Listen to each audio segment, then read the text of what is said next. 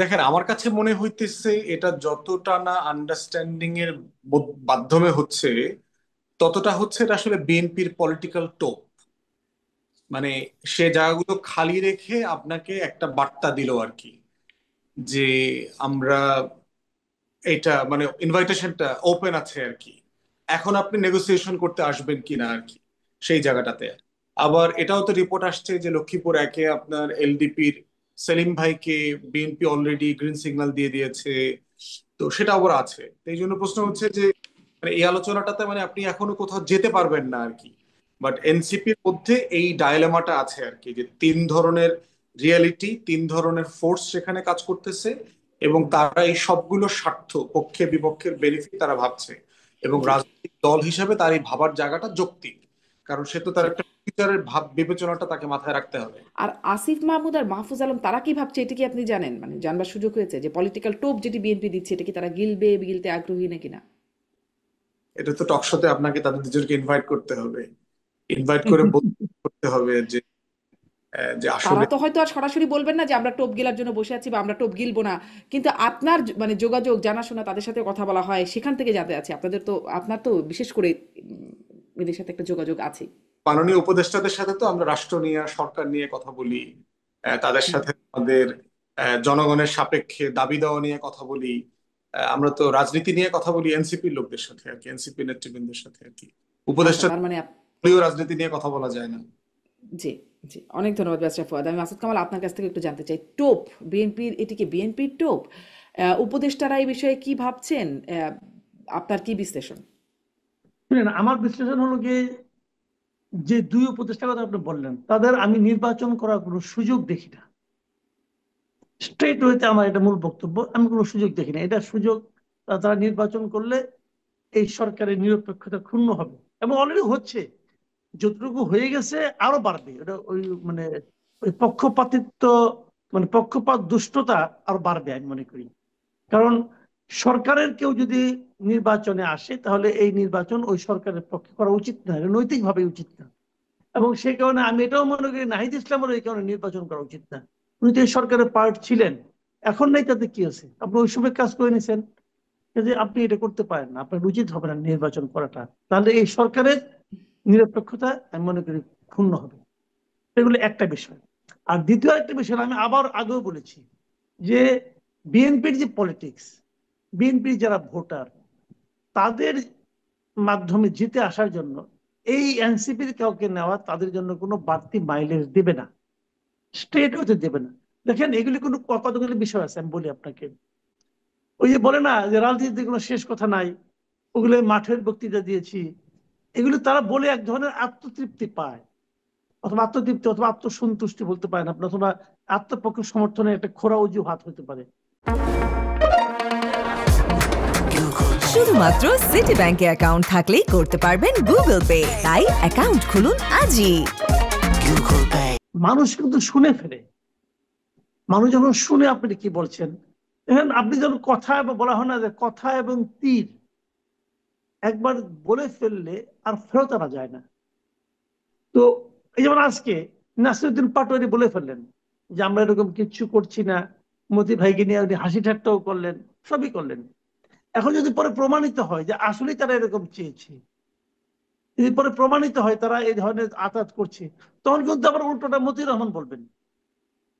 তখন আবার আমি বলবো যে আপনি কি রাজনীতি করেন, এক একবার এক এক কথা কন, ওই যে তাই না? শেষ কথা বলে কিছু নাই, তখন হ্যাঁ, তারা এটা কাজে বলবে। জি। এইগুলি আসলে ঠিক না। এগুলি বলার সময় খেয়াল করা উচিত আমি কি বলছি। এবং এটা আপনি ভুলে যাবেন। আমরা কিন্তু অনেক সময় কিন্তু বানাই বানাই অনেক কথা বলি, যে বলে সে ভুলে যায়, কিন্তু যে শোনে সে কিন্তু ভুলে না।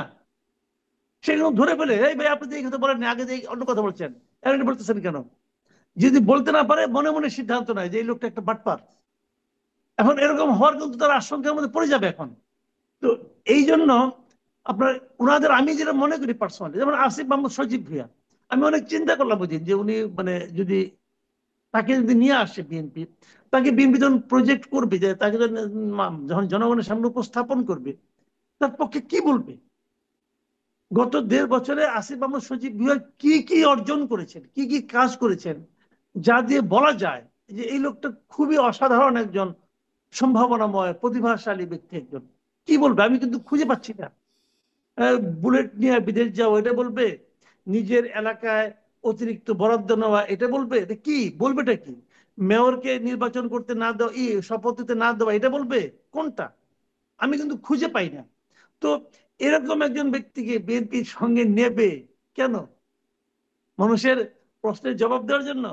ভাই, আমি আবার বলি আপনাকে একটা কথা, এই যেটা মানে মূল কথা, এটা কিন্তু বিএনপি হয়তো টের পাচ্ছে কিনা আমি জানি না। হুম, মূল কথা হলো ভাই, 2008-এর আগে যে নির্বাচনে যে ধারা ছিল যে হুজুগেরকে ভোট দিবে, আমার মনে হয় এটা ভুলে যান। জি। ওটা যদি মানে মনে করেন, তাহলে এই আলোচনাটা কেন? মানে এই আলোচনাটা বা এটি তো একটা ধারণার চেয়েও বড় আকারে মানে চলছে যে আসিফ মাহমুদ এবং মাহফুজ আলম তারা বিএনপি থেকে নির্বাচন করতে পারেন। এই বিষয়টা আসলো কোত্থেকে?